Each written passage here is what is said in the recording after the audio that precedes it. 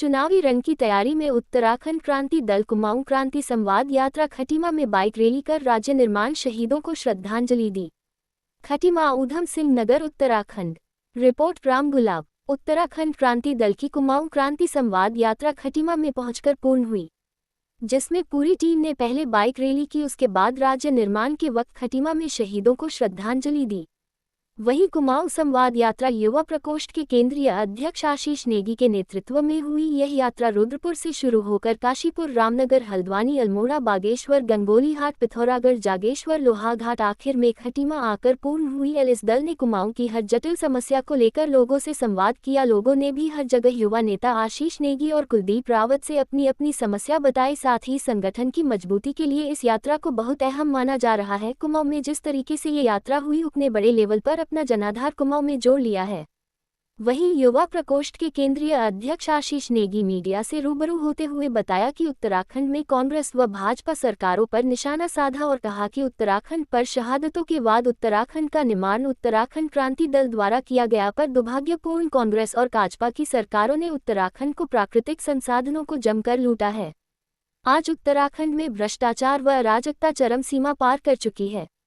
आज पहाड़ का युवा दरबदर की ठोकर खाने को मजबूर है और महिला अपराध में इजाफा हुआ है तथा उत्तराखंड में बाहर के लोगों को रोजगार व स्थानीय लोगों को बेरोजगारी के कगार पर ला खड़ा किया है। आशीष नेगी को कहा, कुमाऊं क्रांति संवाद यात्रा का उद्देश्य उत्तराखंड के युवाओं को जगाना है तथा अपने हक और अधिकारों को पाने के लिए उत्तराखंड में क्रांति दल की सरकार बनना बेहद जरूरी हो गया है।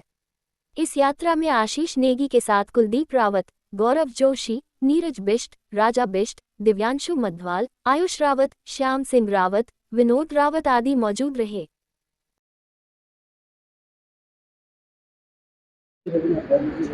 देखिए, हम कुमाऊं क्रांति संवाद यात्रा पे निकले और हमने रुद्रपुर से शुरुआत की। उसके बाद हल्द्वानी, अल्मोड़ा, पिथौरागढ़, बागेश्वर, सभी जगहों से होते हुए हम खटीमा पहुंचे हैं और अपने शहीदों को हमने श्रद्धांजलि दी है।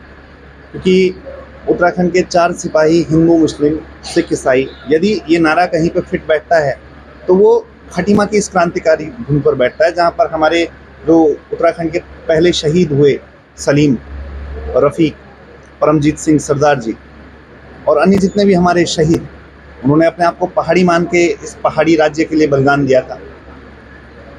जिस राज्य को की कल्पना के लिए उन्होंने बलिदान दिया, वो राज्य नहीं बन पाया, नाम मात्र का राज्य बन गया, जहाँ पर अधिकार जो है बिल्कुल नगण्य है।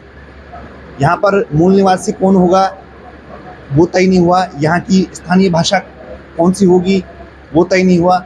यहाँ पर स्थानीय लोगों को रोजगार देने की बजाय भाजपा और कांग्रेस की जो 25 सालों की जो मिलीजुली सरकार रही, उन्होंने हरियाणा का डाकिया, यूपी बिहार का ठेकेदार और बड़े बड़े धन्ना सेठों का खनन पट्टा हो गया, जितनी भी सुविधाएं देनी थी वो बाहर के लोगों को दे दी है और स्थानीय जो क्षेत्रीय जनता है वो अपने आप को ठगा हुआ महसूस कर रही है। इस यात्रा के दौरान हम जगह जगह युवाओं से संवाद कर रहे हैं, जो हमारा पुराना संगठन है उनसे हम बात कर रहे हैं कि ये उत्तराखंड को उसका असली स्वरूप देना है, जिसके लिए इतनी शहादत, इसके लिए बलिदान हुआ।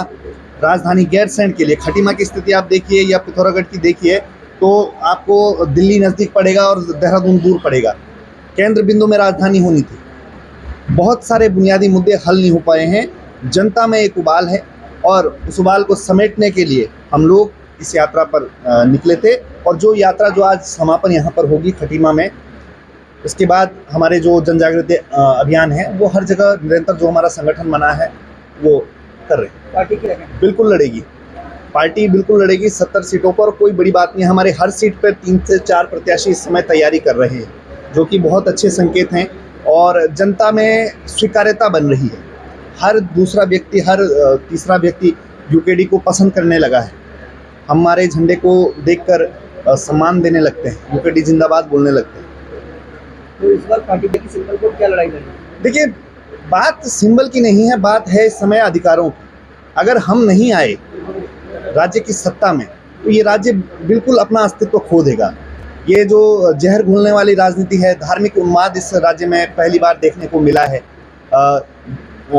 जिसे सनातन की भूमि बोला जाता है, वहाँ पर हिंदू सम्मेलन किए जा रहे हैं और पहले धर्म में बांटा गया, उसके बाद यूजीसी लाकर जातियों में बांटा गया।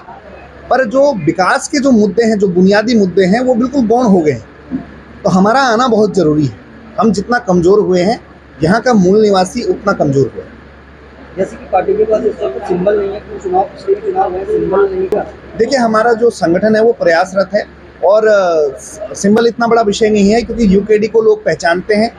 डिजिटल मीडिया के जितने आप पत्रकार हैं, मैं आपका साधुवाद करता हूँ। आपने हमारी विचारधारा इस प्लेटफॉर्म के माध्यम से पहाड़ के कंदराओं तक पहुँचा दी है। जहाँ हमें उम्मीद नहीं होती है, वहाँ भी हमें लोग पहचानने वाले, स्वीकारने वाले मिल जाते हैं। तो चुनाव चिन्ह इतना बड़ा विषय नहीं है। हालांकि जो हमारे केंद्रीय अध्यक्ष जी हैं, सुरेंद्र कुकरेती जी, वो उस विषय में बिल्कुल चिंतित हैं और वो उस दिशा में काम कर रहे हैं कि क्या हमारा चुनाव चिन्ह वापस मिलेगा या नहीं मिलेगा, या हमारा चुनाव चिन्ह क्या होगा। उतना महत्वपूर्ण चुनाव चिन्ह नहीं है। मुद्दे हमारे बहुत महत्वपूर्ण हैं। हमारा इतिहास जो है वो बहुत महत्वपूर्ण है और इस राज्य की वो असली अवधारणा में लाना वो बहुत महत्वपूर्ण है।